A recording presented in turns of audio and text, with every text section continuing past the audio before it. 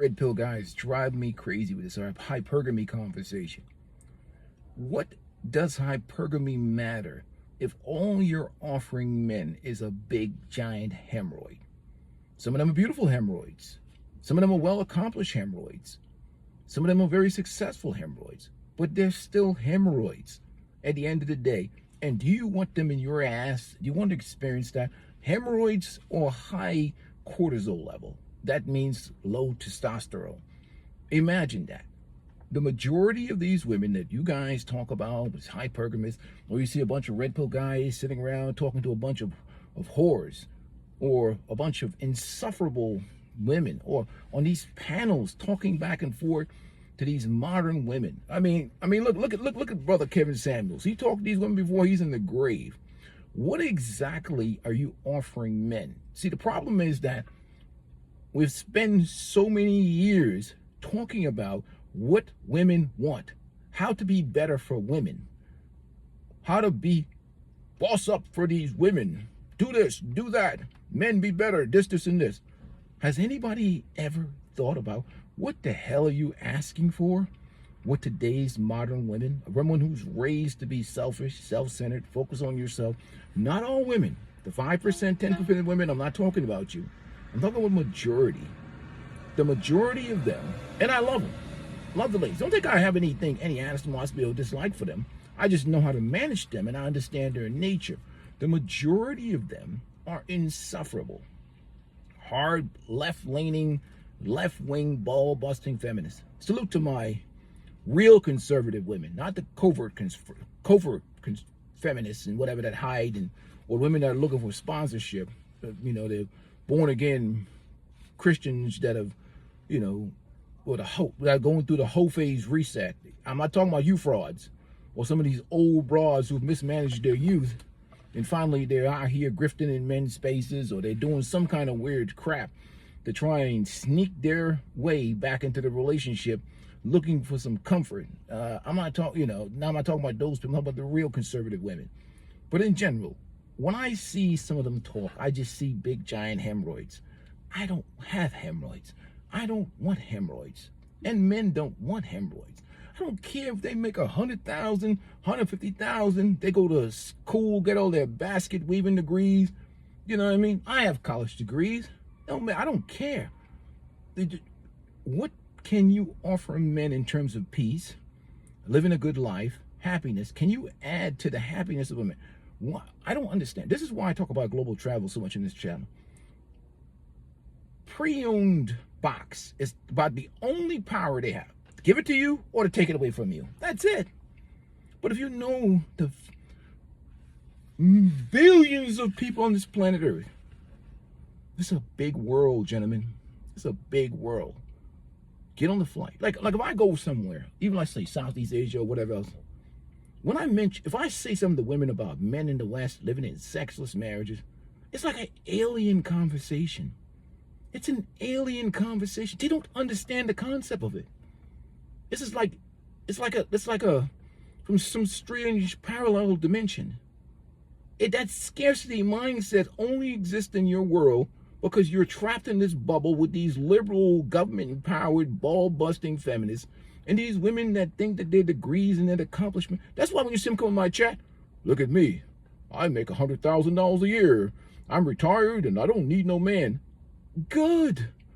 Nobody's trying to deal with your insufferable, ball-busting, radical, left-leaning, feminist ideology, hyena mentality. Imagine living with that broad. Insufferable.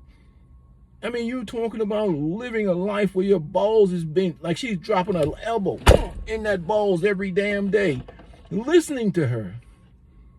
Let me tell you something. Watch couples therapy. You guys, you think you're sad. You do a dude. Oh yeah, you lonely dude. What, man, watch. If you can last to an episode without having a mental breakdown, then I have to go recommend that you go see my brother, the Kosher Connection, for therapy. Watch the suffering. Let me tell you something. You get out here, you be making snow angels, you be hugging trees, you be volunteering at the soup kitchen, you be dancing out here in the streets. One episode of that shit we talk about male loneliness epidemic. You have dudes out here, you're like, yo, what are you so happy for? You're like, are you smoking drugs? That's what would happen to you if you watch that stuff, if you deal in reality, in real life, in the way things are in life. And that's what will eventually will happen to you. That will liberate you from the confines of your mind and realize that you'll go and you'll get on your knees and thank God for the blessings you have as a man, that you're not trapped in a state binding contract with some of these miserable feminists. Insufferable. The relationship is all about them. That's all they think about. Listen to them talk. Me, I. What men need to be do for me? Me, I. What? That's how the culture is socialized them to only care about them, only worry about them. They don't even think about your happiness at all. You roll the thing up. They don't care about your happiness, your peace. And in a way, their own mindset is that how can you be better for them? What you need to serve them. And all these simps out here talking, oh, you need to be better for this and better for these women and level up, boss up for you and living a better life. Not to go, pre-home boxes on sale. Let's cut the bullshit. Inflation is up. The economy is struggling. Most of these women that dating anyhow is prostitution. That's all it is. Dating is prostitution. If women really want to be, you'd go back to the old system of courting, where families are meeting other families. And they'll be like, okay, a peaceful life. You have 2 boys. I have 2 of my daughters here. They're virgins. We have this land. We have that land. We have this amount of resources. We'll meet together. We're both of the same mind, of same religion, faith, and political affiliation. Let's talk to our kids to see if they like each other, and let's make a deal. That's what real like courting is supposed to be for marriage. Anything else is just prostitution and goofiness and, women extracting free meals and women in their delusion and their fantasy and playing with themselves mentally. Look at this sucker applying for an opportunity to be with me. And she's probably having sex with some guy at night who ain't taking her on no dates.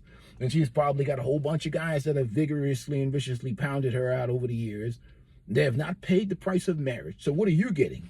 His leftovers, as usual. And that's what's happening. That's what real marriages were built. Not this running around trying to, and these guys like Scott Galloway and the rest of them, they make me sick. Asking men to be better for worse. What are they going to do for you? They don't even, most of these women don't even want to be with dudes. They just want the resources and the money and the security. Use words to scare them away. Obey. Submission. You don't want to hear that crap. Why?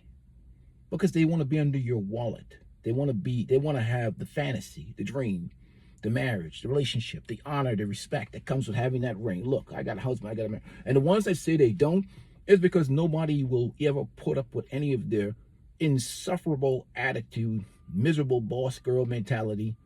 And they have become the men. And first of all, they become the men.